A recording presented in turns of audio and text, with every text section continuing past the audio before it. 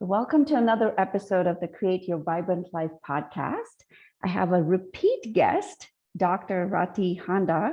If you haven't listened to her episode from the past, please listen to that because this is going to build on it. This is going to be slightly different.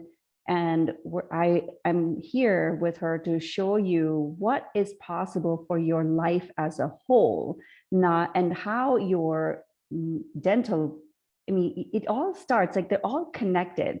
And I think that is the piece that most people miss.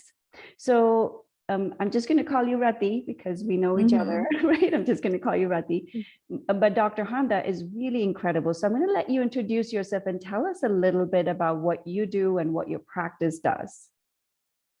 Hi, so my name is Ratti Handa. I am privileged to own a practice that really does go beyond dentistry. I work with the most amazing group of people, and I think our core value is growth, which really is the why behind why we've all come together. And within our practice model, we really take care of each other and then take care of the practice and hence our patients.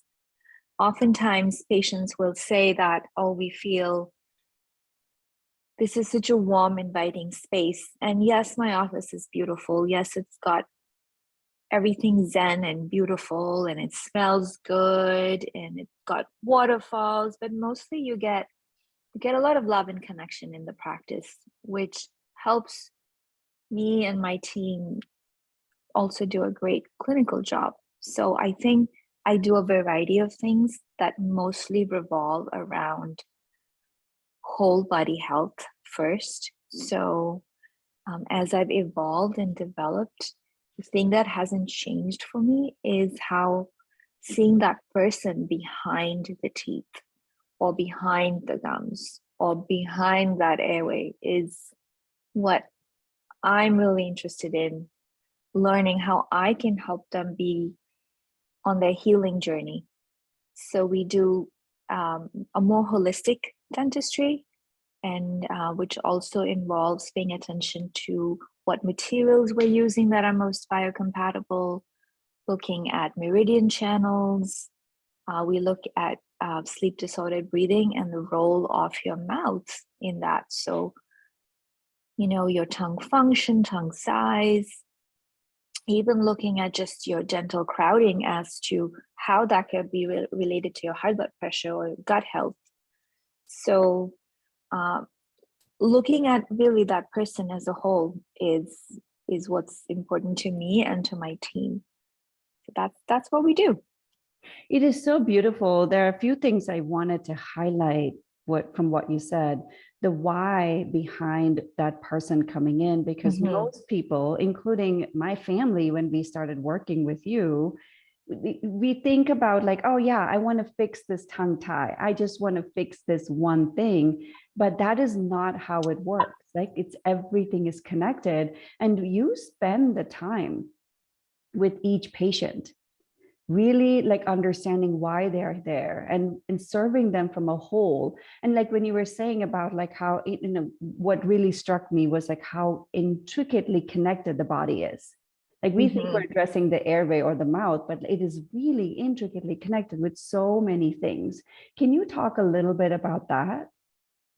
Yeah, sure. I think, just even taking the example of two broad topics that I'm diving deep in right now is learning about the vagus nerve and learning about fascia.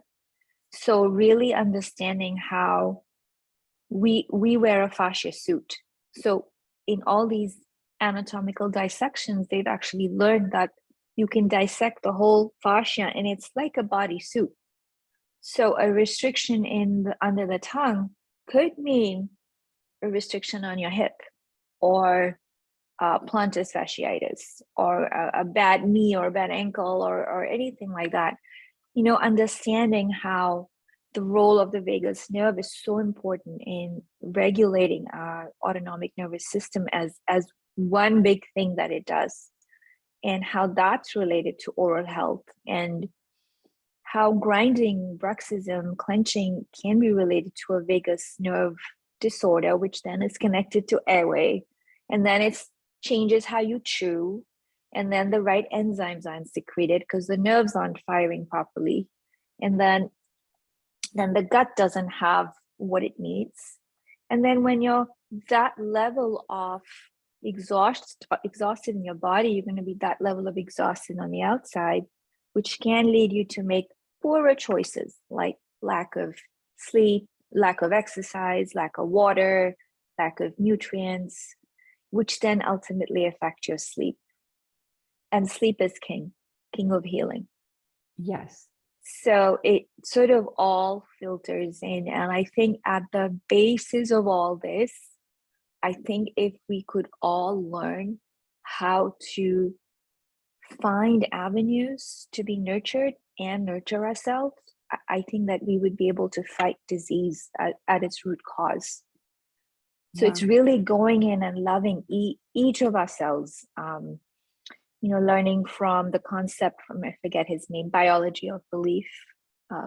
Dr. Bruce Lipton. Dr. Bruce Lipton, they use, it's just because we don't see ourselves, we don't always think that we're made up of trillions and trillions of cells, and they're all communicating. And all these cells have mitochondria. And all the mitochondria is what's responsible for healing and keeping our body healthy. So when I look at a tooth or a tongue or a gum or an airway, I'm trying to take in the essence of that person, because all of this is in one way 2D information. So I'm trying to really take in the essence. I was thinking today of, one of my coworkers, her mom's got Alzheimer's, and she is watching her lose her memory more and more and more. And I think what occurred to me is to ask her tomorrow. I almost want to text her today, but I think I'll wait till tomorrow. Is when you meet your mom, do you still feel her essence? So she could be talking garbage right now, but can you feel her essence? And I bet you her answer is going to be yes. So I'm trying to feel the essence of my patient, because they carry all the power to heal themselves. They really do. I'm just a conduit and a facilitator. So for me, that's powerful. Very powerful. I love how you approach your patients. And I've had the privilege of seeing you grow to where you are, since we started working together. Yes. In almost like when COVID was hitting, or so I've really seen you as a person grow and evolve, and as your practice to grow and evolve. Because when you and I first started working together, like at Meet With Me coaching, you was a different place. Like something allowed you. What I want you to talk about is you've shown extreme courage to do what feels right to you. When COVID hit, you're like, I'm doing my thing. Right? So can you talk a little bit about where you were pre-COVID and the steps you've taken as an entrepreneur, as following your own gut feeling to where you are today, and how your practice has flourished because of that? I think what happened for me in COVID was an initial shock, like everybody else, and feeling survival fears. Literally, how am I going to feed my children fears? Not because I didn't have money in the bank, but I think the human nature of the world is going to end, or, what am I going to do? And then it didn't stay long, because my driving factors were my boys, because they were looking at me, and I think I'm going to tear up a little bit, because they were looking at me I was their world as the world was crumbling. And they've always been my biggest teachers. So I figured out that I had choices to make. The news always was going to tell me what were the numbers and what was going on and how to be careful. But we established a few routines in the day. And one of them included cocktail hour, which would be at 5 o'clock. Like my kids didn't drink, but we would get together, make our foods that we would pass around without sitting at a table, share stories, share our highlights of the day, play games, get silly. And it really felt like something that we looked forward to every day. So it was a ritual. And then my other ritual became running on the bike path near my house. And I would look at these chalk drawings made by kids, you know, flowers and butterflies and sunshine. And I was just so inspired by these little people and how they were probably also happy to have their parents around, with all this nothing time to dive in deeper. And I think between those two rituals, I got really inspired to study and really dive into airway dentistry. And I would meet with my team a couple of times a week on Zoom, and we would study and talk and laugh and dance. And I think I made choices through COVID of where I wanted to focus. And I watched these boys, my kids, just feel good. They're like, Mom's good, we're good. Mm-hmm. And it wasn't that we bypassed anything. You know, we did deal with the real stuff, but there was so much more good stuff. There was a bread to make. There were new things to learn. You know, there was the cocktail hour was coming, which slowly kept creeping up from 5 to 4, and then it would extend out. And then I think another thing happened was a lot of gratitude happened for what I had. And coming from India, I never understood the concept of like unemployment, like someone paying me to not work or paying me because I couldn't work. And when I received my first unemployment check, I just thought the whole universe had my back. Mm-hmm. And I received it for 7 weeks or 8 weeks. And I just felt so much gratitude that the universe had my back. And when I came back to work, there were 2 patients who brought me back to work because I was scared to go back. Being in dentistry, facing patients so close. And they said to me, we really need you. And that broke me out of my fear. And I'm like, I'm going for it. And you know, I had no practice to go back to, no schedule. Everybody had been canceled. Nobody was going to come for like routine work. But, you know, I just showed up. My assistant showed up, Sylvana, and sometimes we'd see 2 patients, sometimes we'd see 1. And before you knew it, we were seeing a whole schedule of things that we wanted to do, of doing airway dentistry, of being this place where people were coming to feel more positive, feel better about themselves, feel safer. So I don't know, it was a very empowering time to understand the power of gratitude and taking on the concept of role modeling for my children as the pivotal factor. Total goosebumps as I'm hearing it, because you used a time, right? I know we can take COVID as an example, but we all face adversities in our life, right? And COVID was an adversity in your life, and you pivoted. You used that as an opportunity. And this is something I've seen so consistently with you, Ratti, like throughout our time together in the last year working together, right? You've consistently done this. Like you have said, okay, how can I use this adversity as a stepping stone, not only to evolve myself, but evolve everybody around me? Yeah. And you have done that like over and over. And that is the core of your practice. Like you're so patient-centered. I have never seen a dentist practice that is so patient-centered and so holistic. I had no idea how intricately connected everything was till I met you. And you teach your patients that too. And so you're so inspiring, like how you utilized this time period to grow and evolve, like doing something that you loved and bringing that to the world and impacting so many lives. Thank you. And I think this is a good moment for me to share that my work with you has impacted me, because I've never really been able to, I mean, I understood myself. I've done a lot of years of work, but I just couldn't understand. Sometimes I'd feel I was different, and I couldn't understand if what I was feeling was real, or, was I just wanting to be different? And I couldn't understand my ebbs and flows of energy. And sometimes I just thought so differently, like it didn't make sense to me, and I would retreat back. And I think in the work with you, that one of the biggest tools for me has been the human design tool, and helping understand that it's okay to be who I am.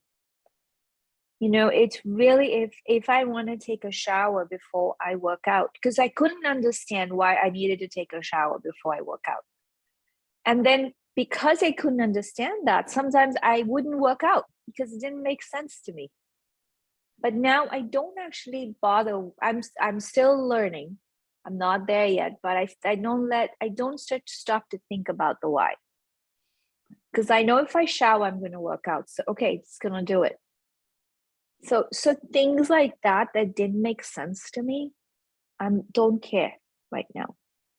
Because that's what makes you unique, right? And that's what has brought your practice to where it is, to the work you do with your patients, your love for learning. Because sometimes you're like, okay, it doesn't make sense why I want to take this other course. And you're like, no, I'm going for it now. You really learn to trust yourself. And that is so amazing. Look at all the openings that has come as a result.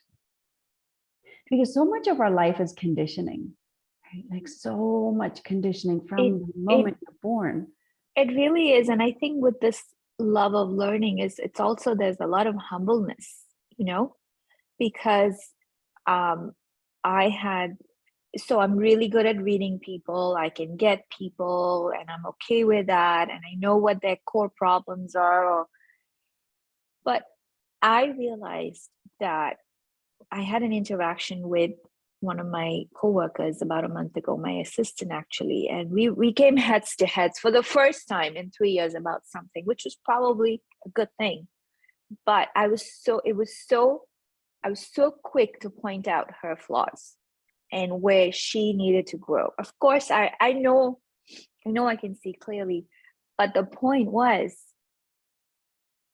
I needed to look at where I needed to grow, not look at where she needed to grow. And where I needed to grow was to open my heart more and say, you know what, you're right.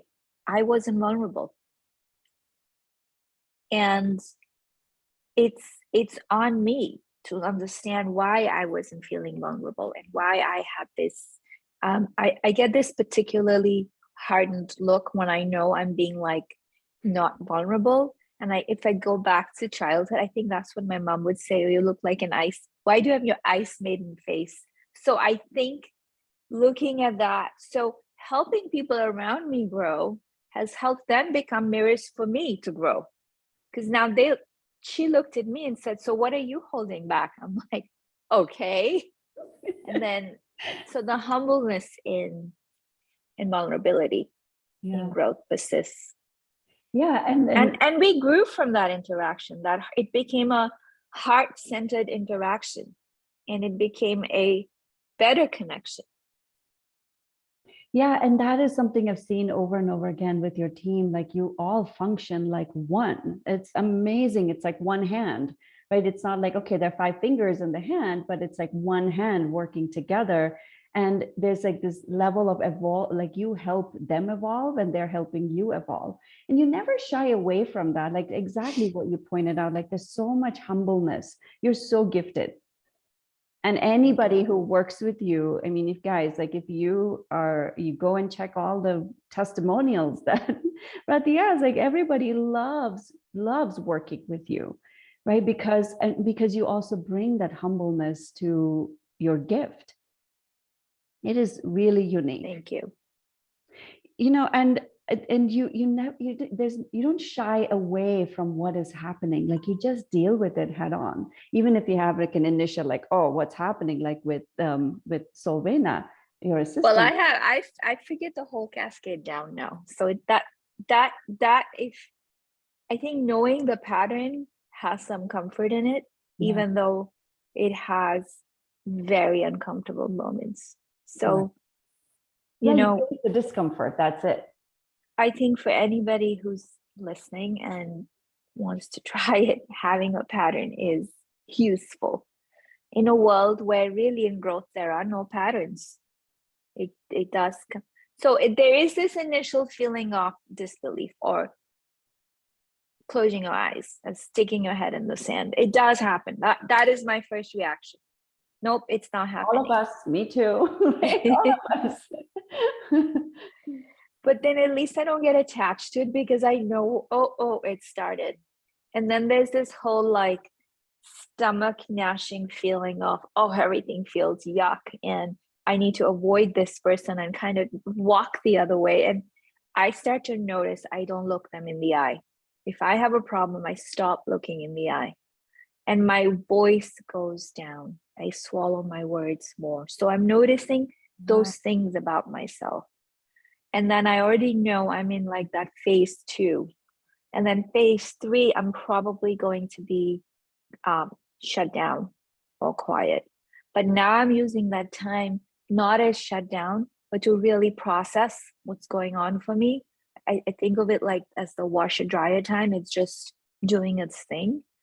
And then I can come out and have those real conversations, which start with my heart fluttering, with feeling like, oh God, what's going to happen?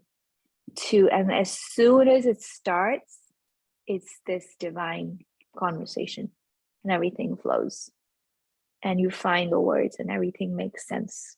So, and it's not always, the outcome isn't always that what one might call it a positive outcome in this kind of 2D way of defining, but there's always the highest outcome from that place. So I would say that's noticing my process. I just love that. Exactly. That is such a beautiful way to look at it. It doesn't matter what the outcome is, it's the highest outcome. From our human perspective, it may not be the outcome that you desired, but it's the best outcome for everybody.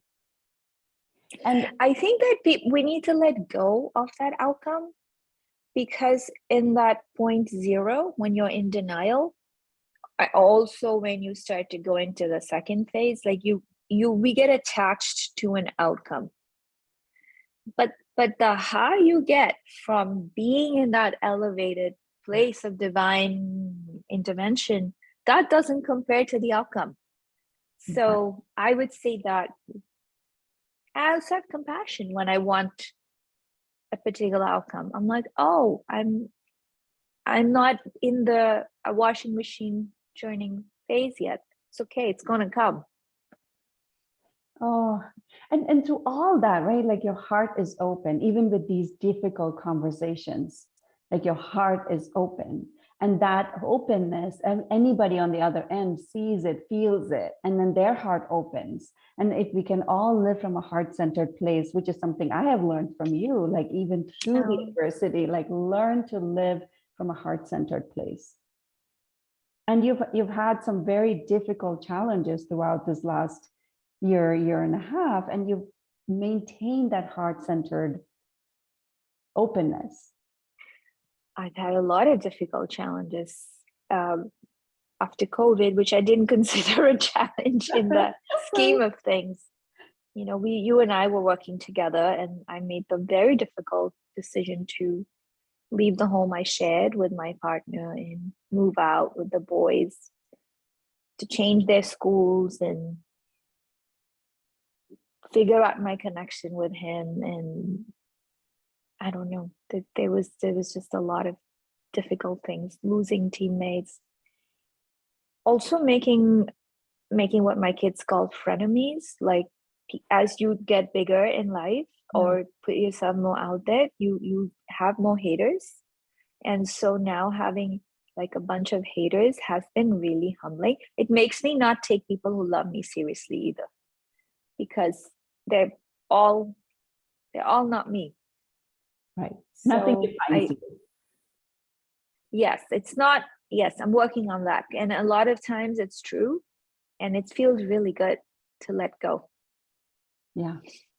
Well, in some ways, like making frenemies like means that you really arrived, because Yeah. when you polarize like the population, then you know like you have some very, very loyal followers, and then you're going to have people who are going to be, you know, and that is part of the evolution too, right? Like it starts with like people poo-pooing what you're doing, and then at some point in the fourth, I forget all the stages, at the last stage they're like, yes, we see what you're saying. And you have to go through that. Like a lot of the evolved souls that we have on this planet, they've gone through that phase. And like I think when you embrace growth, like you said, you can't expect it to be you can't arrive ever. right. But you can be content at all aspects of the journey, because that's the vagus nerve. So I'm like committed to heart rate and vagus nerve right now. You know, just looking at my own heart rate last week, because I've been on my cleanse. So I'm avoiding a lot of foods, no alcohol, no nothing. And watching where it's staying lower, and watching my response to stressful situations, it's so much more elevated than when I have more toxins in my body. But when I go back to my non-cleansed life, I'm going to look at what am I putting in my body and why? Because I bet I'm looking for love and nurturing, no matter what. So I think that's really the basis of my practice for me. So speaking is of to love you. Yeah. Yes. And how can I love if, like, I have to figure out what I can love about myself too. Right. Like, yeah, it's such a beautiful, powerful practice. So speaking of practices, can you share with everyone, like, what are some of your practices that you do every day to support your evolution and growth, and that can be of inspiration to others as well? So I think I do a variety of things. I'll meditate for sure. Again, vagus nerve, heart rate. I read, I journal, I exercise. The other things I do to take care of myself is sometimes I just binge. I binge on Instagram, Facebook, Netflix, a little bit here and there, and I feel like my mind, I can like just feel my brain emptying out. And I think, like, we all keep saying, you know, how all of this is so bad, but why not look at it where it's so good for the brain emptying? If your brain keeps going, it's like a little bit of reset. Well, you don't have to think because it's all so stupid, and you might actually learn something cool, right, that might stick. So I enjoy cooking. So I cook with my heart, and I put music on and incense. And I also go by smell. And I just learned today in the book I'm reading that smell, your brain doesn't have to process it. It's a direct entry of the nerve to the forebrain. So it's a very primitive, but a very powerful. That's the first thing that hits anybody wherever they go, and their brain doesn't have to process it. So my co-worker's mom, who has Alzheimer's, her brain doesn't need to process it. She will know smell right away. Yeah. Amazing. So I think all those practices, spending time with, you know, my animals, my kids on a daily level, helps me feel connected. I also love nature. So I make it a point to, I don't make it a point, it's not hard work to observe a leaf or, you know, observe what the birds are doing. The other day I found an old tennis ball on the pathway, and it was dirty. And I sat down and I took a picture of it. And I thought about the ball, like, has it been in a dog's mouth? You know, has it gone inside the pond? How long has it lived? Who owns it? I thought just all that was mindfulness in the moment. So beautiful. It's like everyday practice, every minute by minute practice. It's like being mindful, being in the present moment. And I bet that is what you bring to your patients every day. When I am not caught up in my 2D thoughts and the world, that's what I bring. Because I know that's what they're here for. Because sometimes when I'm not paying attention to any of the school stuff I just talked about, I'm like, okay, let's, how are you doing today? Let's do your procedure. And they're like, well, how are your kids today? And I'm thinking, why do you want to know about my kids? But now I understand. They are giving me the cue. Hey, reset yourself and give me who you really are. That's what they're really saying. So I'm starting to understand, like, the language behind the language, as we learned with you. Why do they really want to know that? Because at some point I bought that vibration off the tennis ball to them. And now I'm all of a sudden, I have another patient, I can't be late, and I've got this one waiting on the phone, and oh, by the way, I'm starving because I'm not eating anything. So all that, like a scarcity of,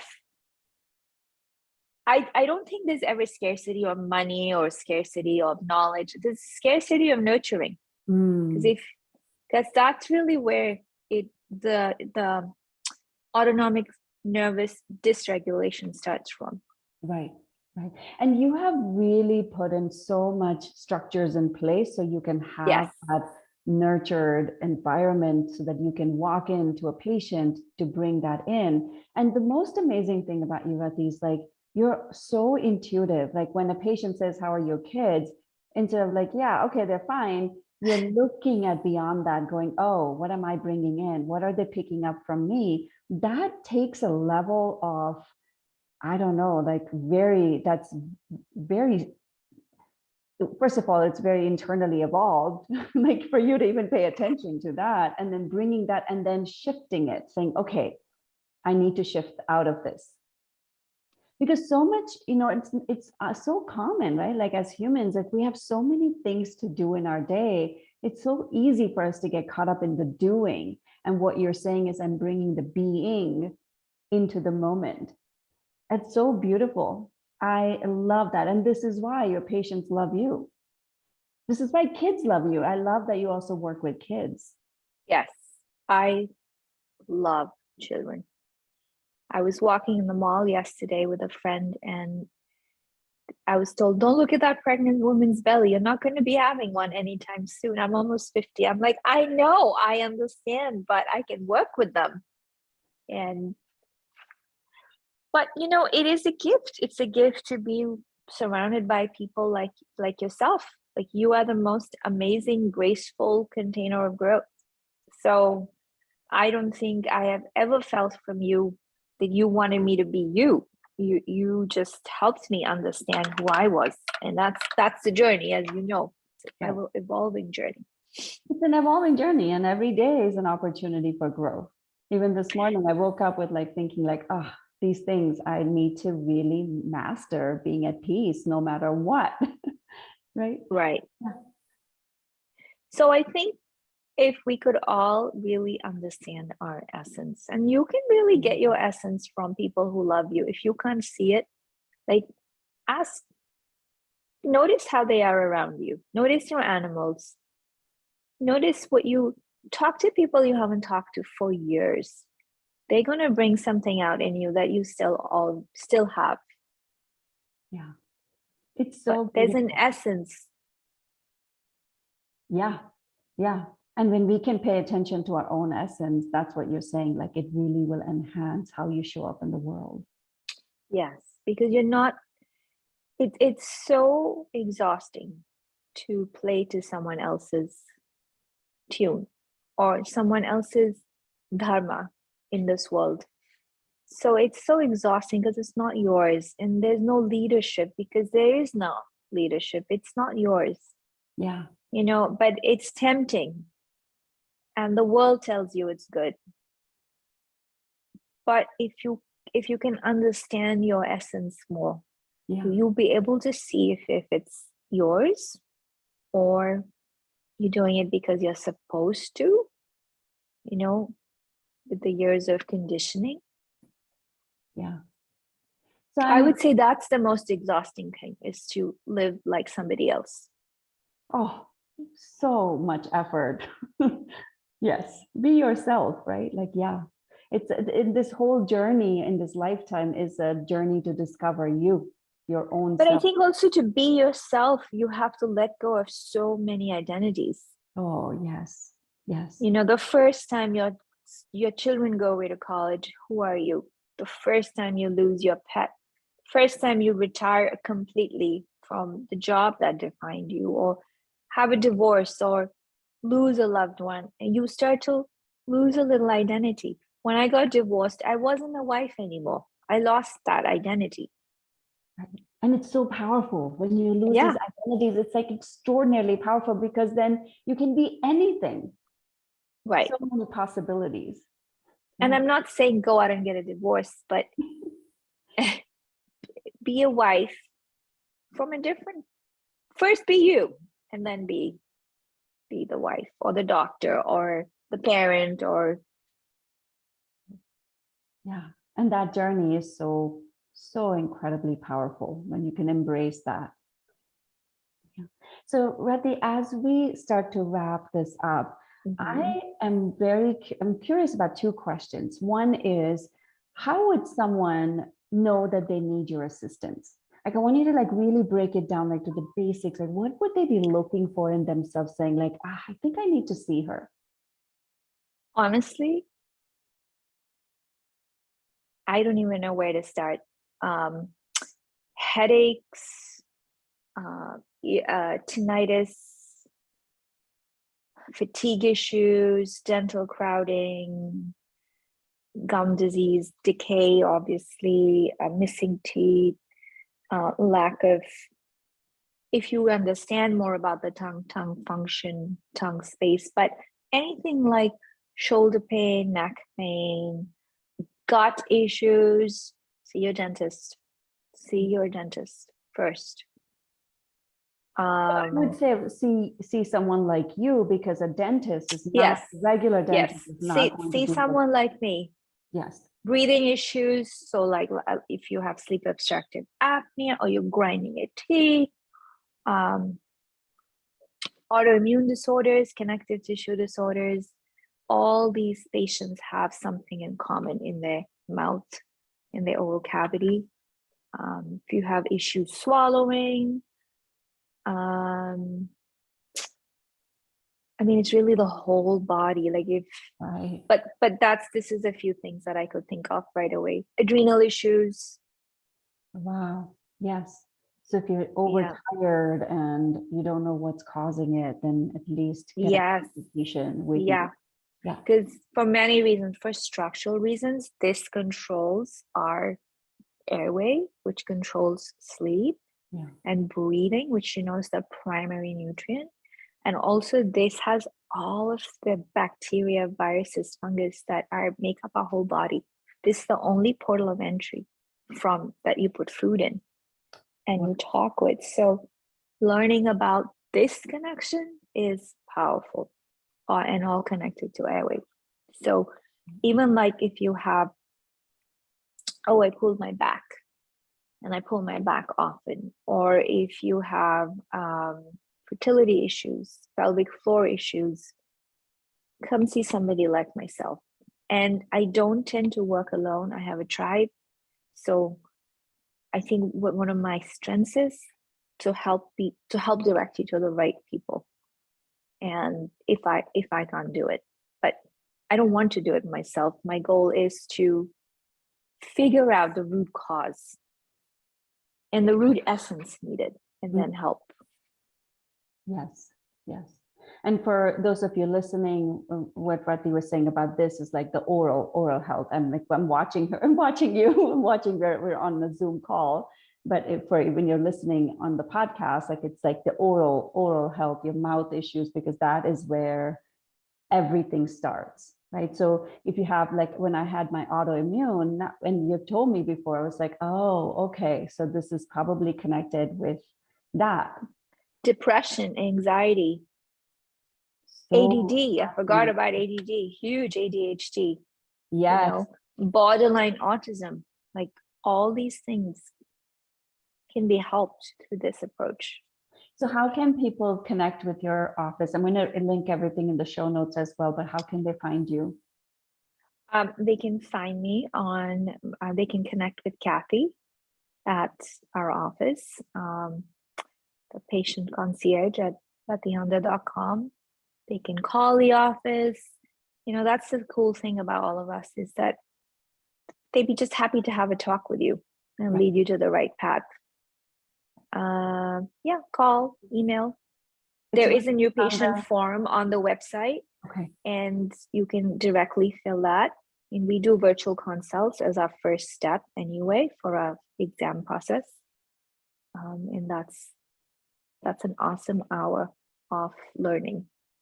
Beautiful. So rattihanda.com? Yeah. Perfect. And patient concierge at rattihanda.com.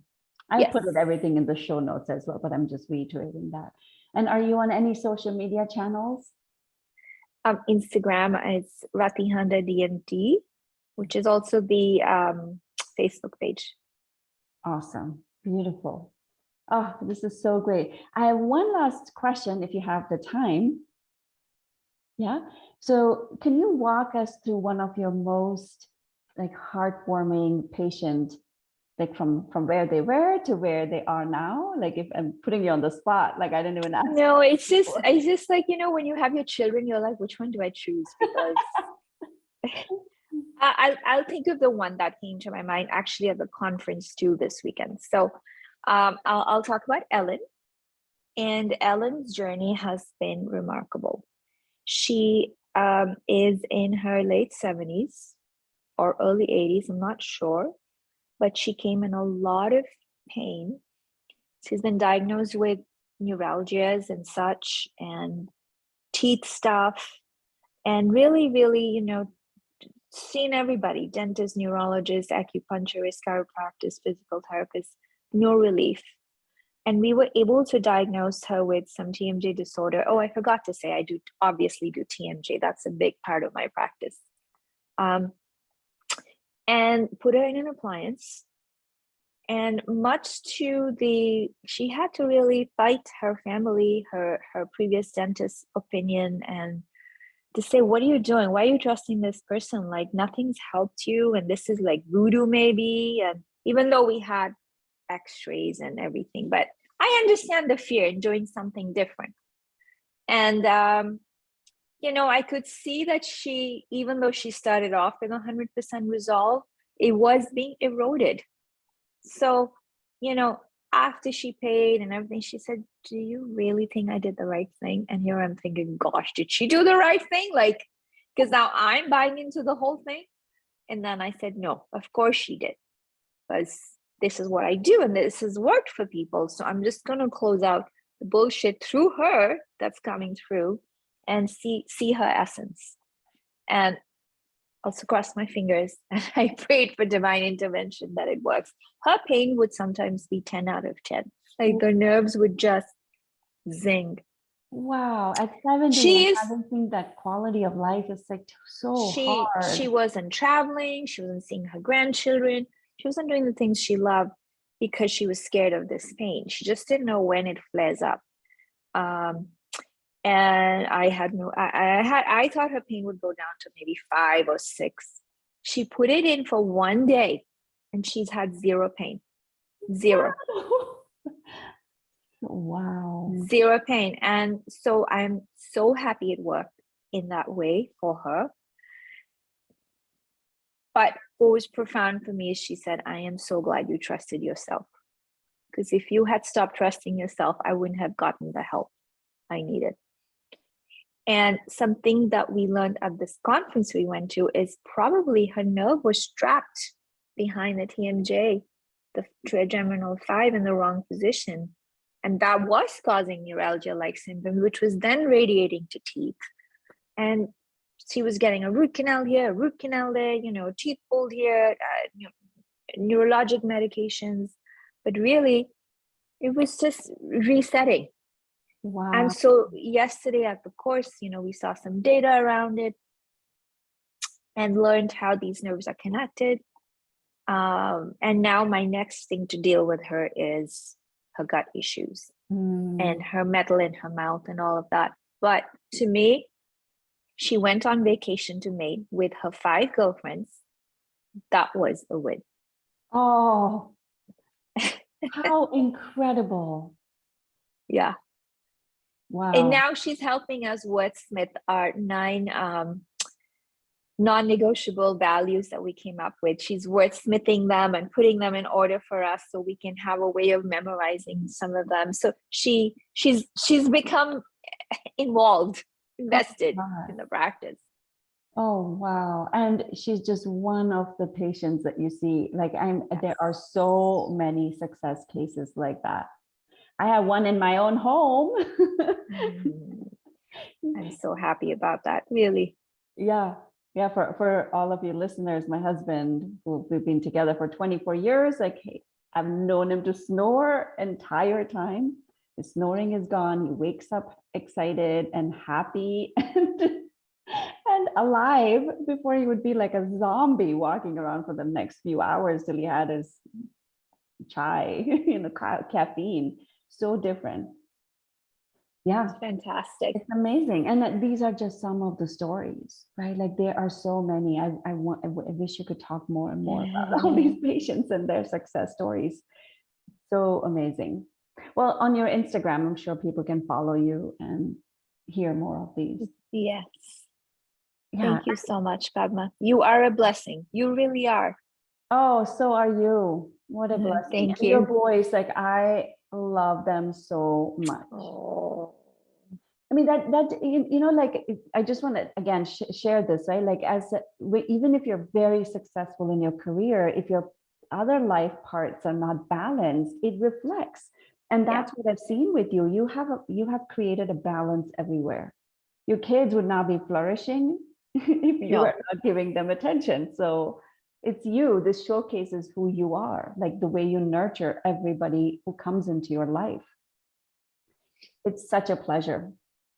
Thank you so much. Thank you for this time, and people just contact Ratti's office and see how they can help you. Absolutely. Thank you, Padma. Thank you.